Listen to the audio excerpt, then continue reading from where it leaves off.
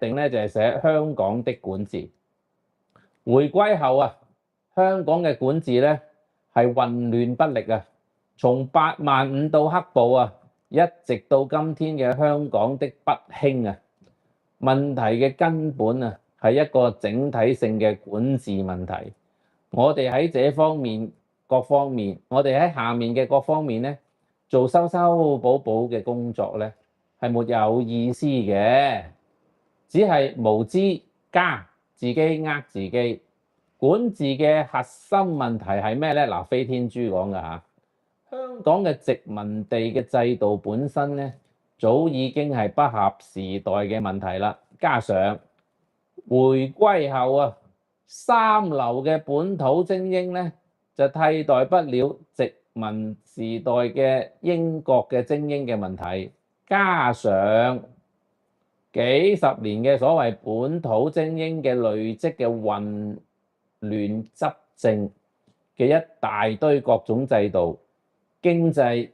教育、社會問題，再加上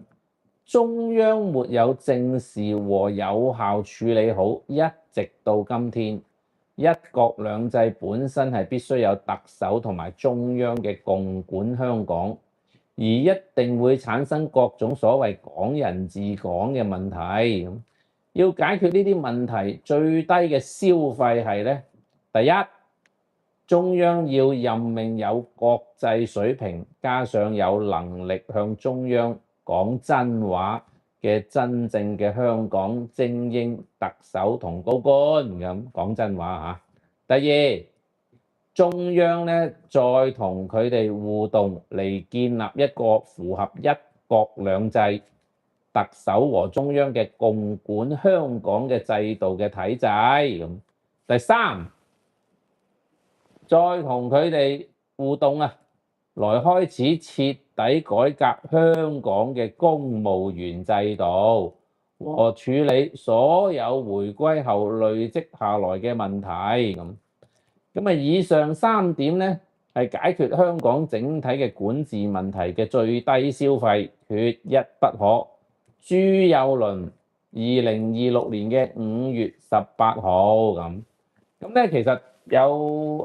今日咧就有聲音喺呢個香港01嗰度流出嚟咧，就由管浩鳴講嘅。咁佢就話咧，經過宏福苑嗰單嘢咧，就睇到香港好多部門都有問題。咁相信中央咧都需要揾人問責嘅，咁啊應該係遲啲有人落鑊嘅咁。但管浩鳴嗰啲嘢我唔係好想講，因為管浩鳴咧就幫咧嗰個咁嘅畜生陳同佳啊，即係佢就爽啦，殺完人一屍兩命，仲日日匿埋屋企打機咁係嘛，冇刑事責任。咁啊管浩鳴靠佢上咗位，仲撈咗幾屆，撈兩屆立法會議員就掂個碌蔗啦，管浩鳴係嘛？咁即係喺呢一度咧，我就想同大家講下咧，就係其實好多人都覺得好有問題。香港嘅問題咧，就係有麻鷹唔管，就管雞仔啊！即係你捉人哋掉垃圾啊，捉人哋過馬路啊，安全帶罰5000啊，呢啲咧佢哋咧例如我開餐廳嘅時候啊，又話哇喺咩危害公眾安全啊，又要點樣重罰啊，即係哇講到好大件事。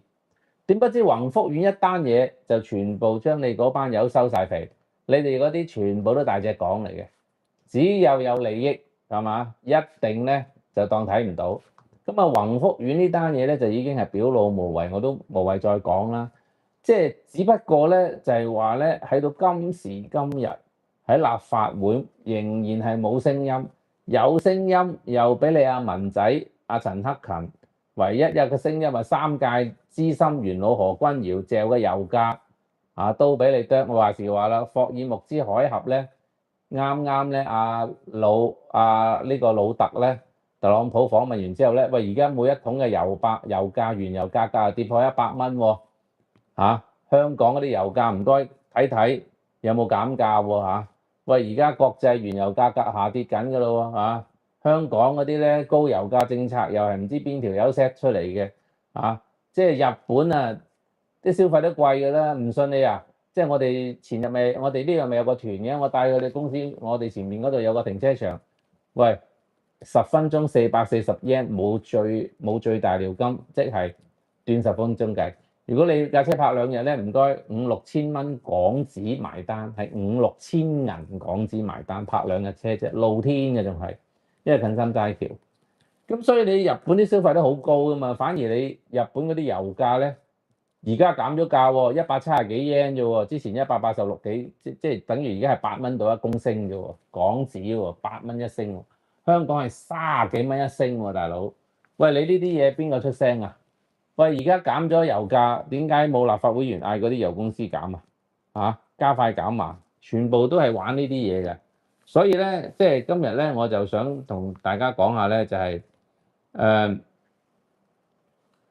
去到2026年嘅5月20號，去到今日已經過咗咧就一半㗎啦。咁出年咧就好快咧就選特首㗎啦。咁家超咧就絕對咧就唔會連任嘅。咁嚟緊咧得返1年時間都冇咧，咁最可以徹底改變我哋而家香港個環境咧，就係選一個有承擔、有責任、肯講真話。頭先阿朱友倫講㗎，肯講真話嘅特首，你要選出嚟。即係否則嚟講咧，好似好簡單咁樣係嘛？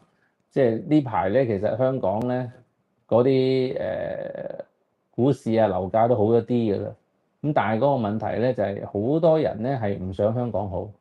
你留意下先，好多人咧係唔想香港好，成日都喺度咧就搏攬炒嘅。